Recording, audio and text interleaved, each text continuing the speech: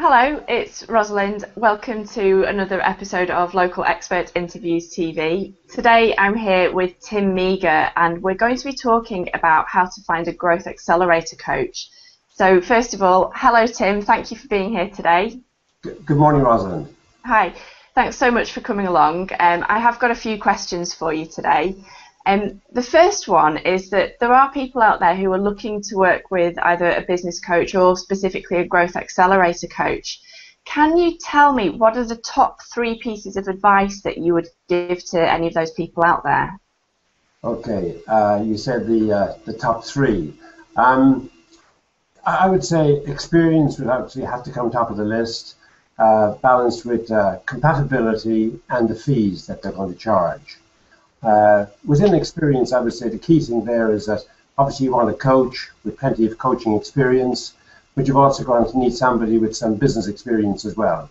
And it's probably fine for the coach to come out of Harvard with his certificate and his qualifications and to be an accomplished coach, but you also want someone with some business experience. What we're talking about there is somebody who you would be comfortable would have been in your shoes at some stage, and in fact, hopefully many times in the past. They know exactly where you've been, where you're at right now, and where you fancy going. So you're looking for somebody with coaching experience and business experience. The other thing I say is pretty important is the type of experience that this coach will have had. I would say in particular you'll have a coach who may well have had a great test case to prove to you, a great success story where he's helped a company build an oil rig in the North Sea and produce a very profitable venture, which would be terribly helpful if you want to do something similar. If, however, you're a farmer in Lincolnshire and you're trying to make a profit from growing cauliflowers, you really have to wonder on the relevance of the previous experience. So the type of experience I have, I'd say, is particularly relevant to your business. And the other thing I think is pretty important is the size of the companies that the coach has worked with. You could have a coach who maybe perhaps was employed by a billion-pound company in the past, international company, offices all over the world, but that particular coach may well have had big responsibilities with that company. Now that experience might be incredibly helpful if you were another billion-pound company. If, however, you're a local SME, you have to wonder of the relevance and how helpful all of that vast experience might be to your particular company. So I would say that those are pretty important issues in terms of the experience of the coach. The other thing I would say is important is I talk about the compatibility or the suitability of the coach. And again, we're talking here about in the times that you might have met the coach, maybe once or twice, have you got to like him? Have you got to know him or her? And have you got to trust them? Hopefully, you will be sharing a lot of confidential information about your company. You'll be talking about your competitors. In fact, information you'll be sharing with them, something that your competitors would love to have. And can you be confident that you can trust this coach in terms of confidentiality? Is he or she totally discreet? I think included in that is terribly important that your staff will also feel equally comfortable and that he will win or she will win their respect very rapidly. You're looking for a quick win situation. You're not looking for a long learning curve. So it's pretty important that you have that level of compatibility in that area. The other thing that I would say is important is the references that your coach will supply you with. I think it's important, again, that they're relevant to your particular business and that they're current. A reference from a company that's a couple of years old, you have to wonder, is that running with the issues of today and the problems of today? It's got to be relevant and current and up to date. Together with the hours that the coach might work. And you might work 9 to 5, and you might find many coaches do that, but it is generally accepted today that the CEO of successful businesses don't just work 9 to 5. They seem to get out of bed very early, and they also seem to work late, and some of them even work weekends. And that might be the most appropriate time for you to work with this coach. You need to be sure that he or she is available on those hours. And the final thing, I think, is the fees. And on the fees, it's terribly important that there's no small print, that you're absolutely clear in your mind what the fees are and what you're paying for. You don't want any surprises at any time. I think it's important that you need to understand if there's a contract in place. Is that for an hour, a day, a week, or a year?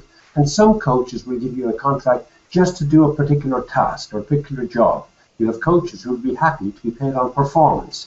Again, you need to understand clearly what it is you're committing to. And finally, I will say, if there's a guarantee, you find some coaches will guarantee a particular quality of service for a particular price. So I would say those are the the three things, if I had to pick the three most important ones, they would be the experience of the coach, there would be the suitability or compatibility, and the fees that they charge. Great. Well, there's some great points there, Tim. Thank you, and a lot of detail within those points for everyone as well. My next question would be, you've had a lot of experience yourself as a coach, and could you tell us maybe how your approach is different to some of the other coaches that are out there? Well, I suppose, yes, I'd have to say it's probably a little different, but then again, all coaches are different. But for a start, what I have to say is that I haven't been to Harvard.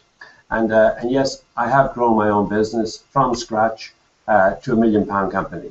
I think it is fair to say when I started that business, I didn't have much capital, but I did have much enthusiasm. And that's what I got the business off the ground. So I know startups, I know growth, I know success, and I know decline, and I know reorganization, I know restructuring, a polite word for laying people off.